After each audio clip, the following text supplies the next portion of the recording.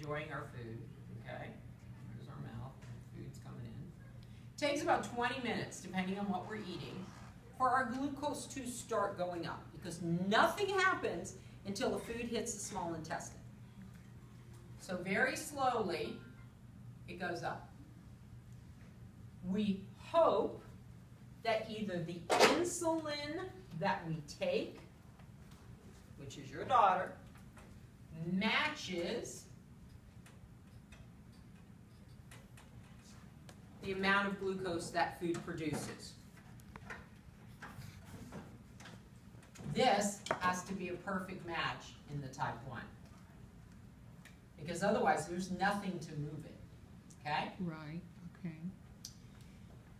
Oftentimes in the type 2, they don't have enough. Because remember that pancreas only works 50% of the time, up to sometimes more. Alright? So we want this process over about 2 to 2.5 hours. It should last. So in other words, this insulin has to pick everything up and move it. But if we eat and go right back to bed, where's it going to go? Or if we don't take enough insulin, well, we don't have enough to move it. So it's going to go in the bloodstream? So you're suggesting then that a person shouldn't eat and then go to sleep? No. But what if they're diabetic and they need some fuel so that will carry them through the night? We want it to go in the muscle cells. So what is your suggestion?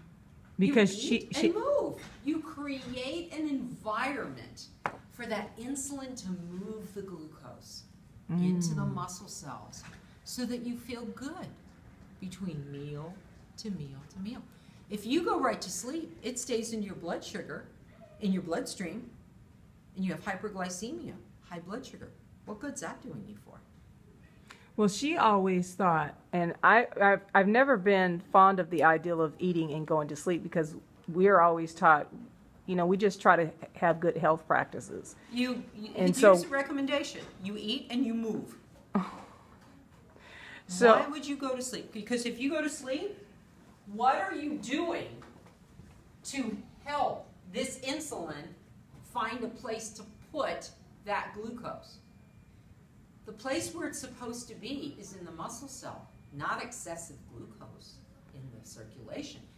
It's supposed to have some, a blood glucose between 80 and 130. Oh, okay. That was one. But you eat and go to sleep, and it's not going down.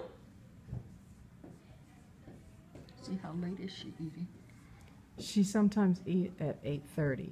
8:30. Now, we're talking in the morning and then she goes right back to bed? No, I'm talking about in the evening when she comes. We're just talking meal to meal to meal.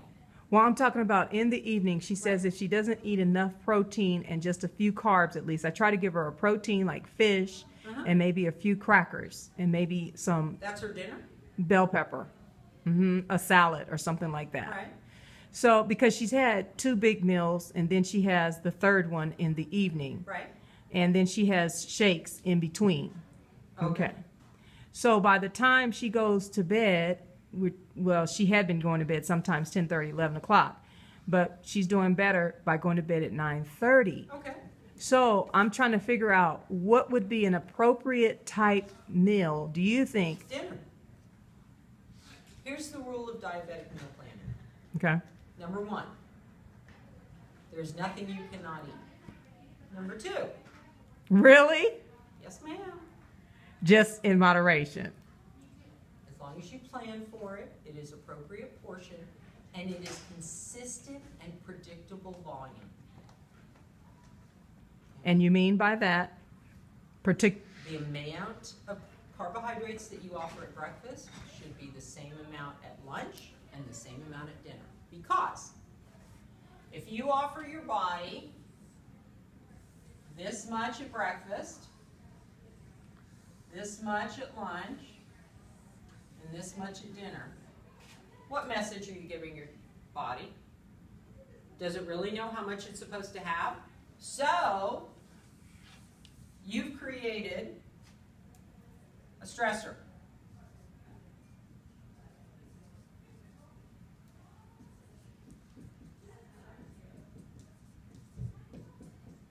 Why? Because this is the bar you set.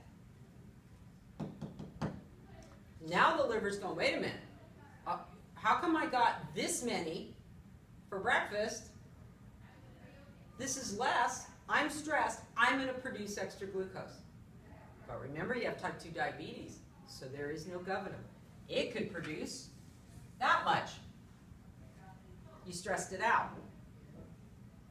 Now this just holds true for type 2? And type 1s. Okay, because the dietitian and doctor don't have it all the same for breakfast, lunch, and dinner with my daughter. Are you talking about insulin to carb ratio? Yes. Her insulin Yes. amount? That's appropriate. Okay, That's okay, different. okay, I'm not okay. talking medication to match. Okay. I'm talking about the amount of food that we eat. Okay, I got you. This Okay. is just amount of food Okay. because you're setting the bar.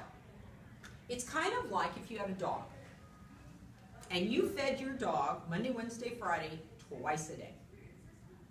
But Tuesday, Thursday, Saturday, you left a big bowl out, and every time you saw that dog, you gave that dog kibble. How does it know the difference between Monday, Wednesday, Friday, and Tuesday, Thursday, Saturday? It doesn't, nor does your liver. So meal planning in the diabetic world is offering consistent, predictable amounts. Set that bar so the liver goes, cool, mealtime, I'm not stressed. I can just lay back because I'm going to get my fuel from an outside source, and I don't have to make up the difference. Okay. Does that make sense? Yeah, that's making sense. I'm just wondering how much exercise then do you think, as in minutes, would a person need, and they're getting ready to go to bed?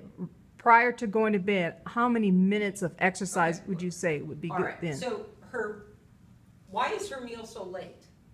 She gets home at 7:30, Right. and it's ready about 8. Okay. So So she, eat at 8. okay, she's eating at 8. So go About take a 10-minute walk. 10-minute walk. That's it. Okay. And if the weather is inclement or whatever, she can do something on the inside. Mm-hmm. Just walk around. Okay. Okay?